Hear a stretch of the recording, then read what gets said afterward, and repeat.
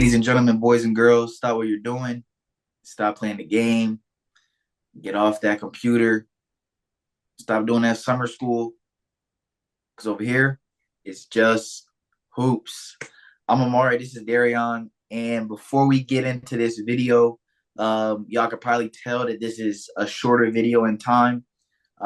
So, first of all, can you explain what happened with the episode yesterday? Yeah, I'm editing, put it in our logo, put it in Crocs logo, everything, and I'm going to export it to put into the drive so that you can put it up on the YouTube channel. And it says this is full. So then I press dismiss, and I look away for a second. When I look back, it's just like red, and it say like video offline. And I after that, I just couldn't find the video anywhere, and it was gone. So like it was just everything else on the screen but the video. And I was like, what is going on? So So basically, the video for yesterday was lost. So we do not have a podcast dropping. But I had an idea of doing like a preview of game two. And these short videos, we think, we could add them into our content. Like for example, game two is on Tuesday, right?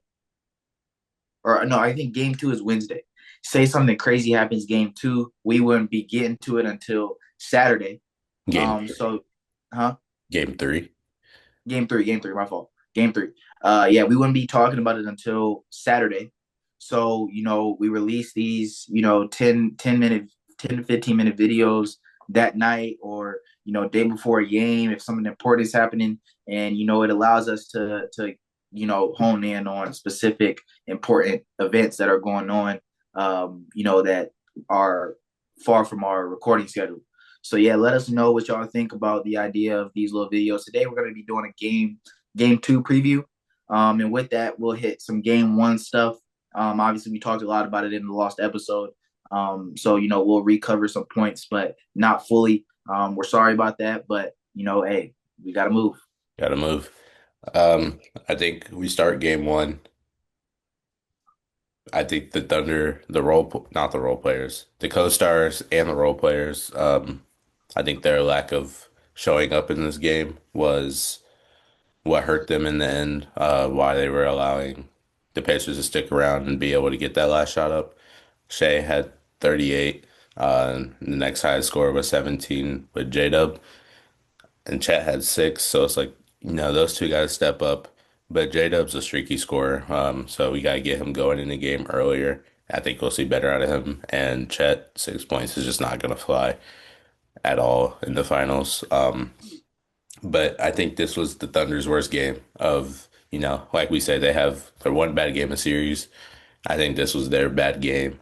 They shot under 40% from the field, and I don't see that happening again this series.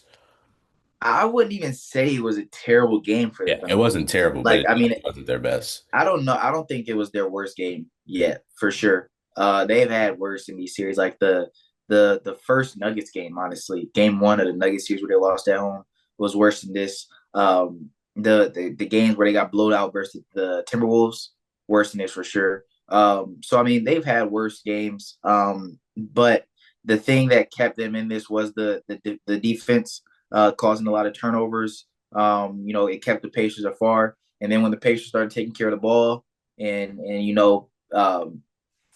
getting more, against a team like the Thunder, all the swing, dribble drive, swing, they're so like locked in on defense that they're all over it. You know what I Yeah. mean? The Yeah. rotations are on point, all of this. And then we saw in the fourth quarter, individual shot creation, individual shot making is what got the Pacers back into the game.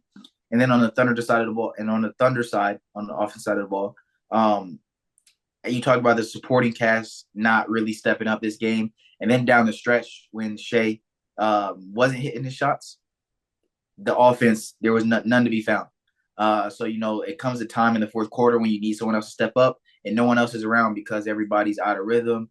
Nobody's hitting shots. You know what I mean? But I wouldn't say it was a bad game because they led ultimately for 47 minutes, 59.7 seconds. Yeah.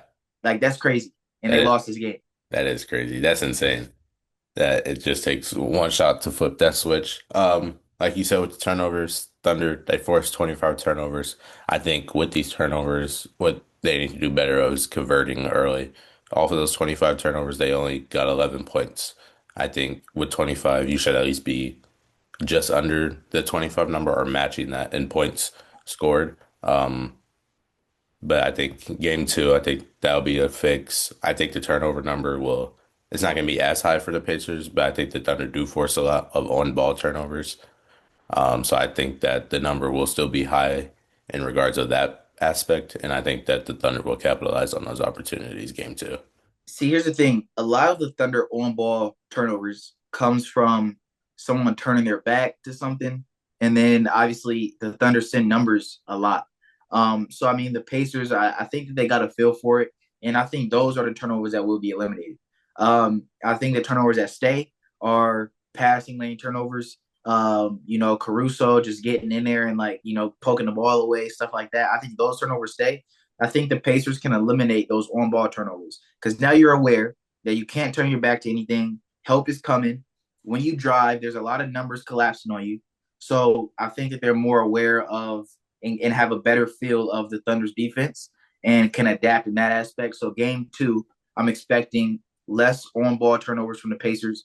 Obviously, they'll still have some. The Thunder are a great defensive team, but I'm expecting a lot less on ball turnovers from the Pacers game two. So for the Thunder, what do you think they need to do in aspects of taking care of business game two, home, go to Indy 1-1? I mean, I don't think that there's a lot to change. It just comes down to hitting shots on the offensive side of the ball.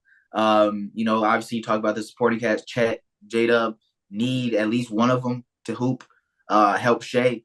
Shea's going to get his.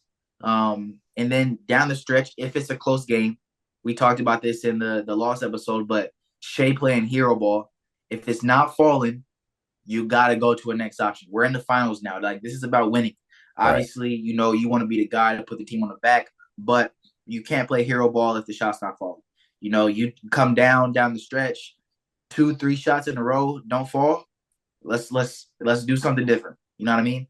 So I'm not expecting the Pacers to get blown out because they're do so good at hanging around. Right. So it comes down to down the stretch. Can you get stops defensively, and can you convert on the offensive side of the ball to keep them at the reach that they've been at the whole game?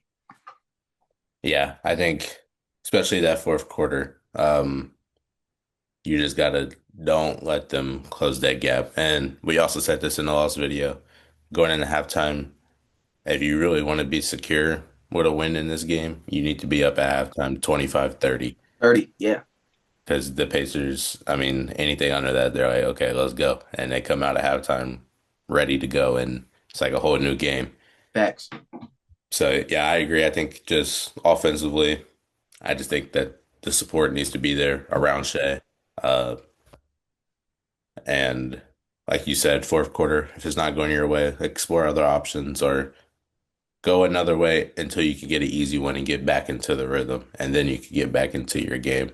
Yeah, Yeah. I mean, he shot 30 shots and only hit 14.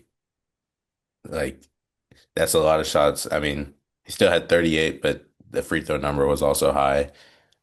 And I mean, when your other players, J-Dub 6 for 19, Chet 2 for 9, like I think those numbers increase, it's a different story.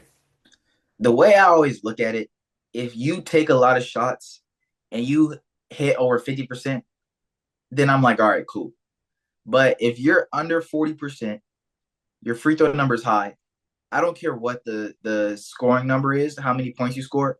It's not a good looking game. Right. Like it just you're forcing it at that point. And I think Shea gets into a mode where he does start forcing it.